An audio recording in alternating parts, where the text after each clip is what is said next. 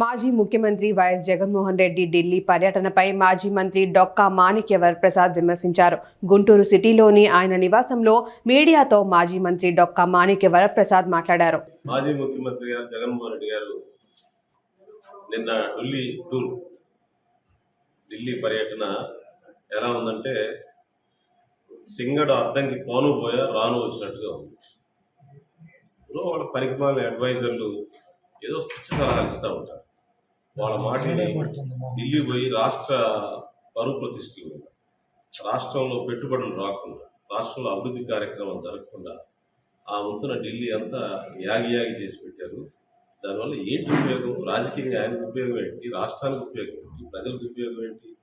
ఇది ఎట్లా ఉందంటే ఏదో అడ్వైజర్లు, పనికిమాలిన సలహాదారులు ఉన్నారు కదా, వాళ్ళు ఏదో చెవులో ఏదో చెప్పుకుంటూ ఉంటారు.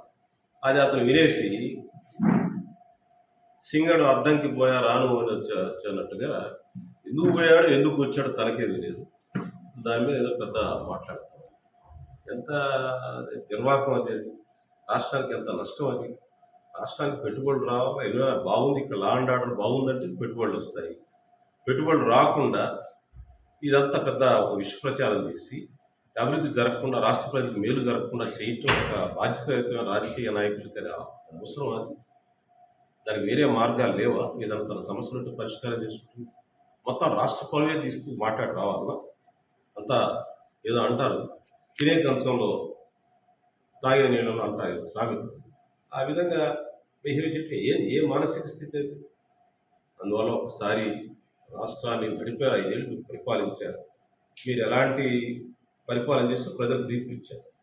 దాన్ని పునఃసమీక్షించుకొని ఏ విధంగా ప్రజల దగ్గరికి వెళ్ళాలి, ఏ విధంగా ప్రజలకు మేలు జరగాలి, రాష్ట్రానికి మేలు జరగాలి, రాష్ట్రాభివృద్ధిని ప్రధానంగా తీసుకోవాలి, ప్రజల యొక్క ప్రమాణం ఎలా పెంచాలి, జీవిత ప్రమాణం ఎలా పెంచాలి అనేది ఆలోచించాలి. కానీ రాష్ట్రాన్ని పరువు తీసే ఆలోచనలు చేసే విధంగా చేయటం అనేది చాలా దుర్మార్గం. ఇది ఒక మానసిక స్థితికి ఇది నిదర్శనం.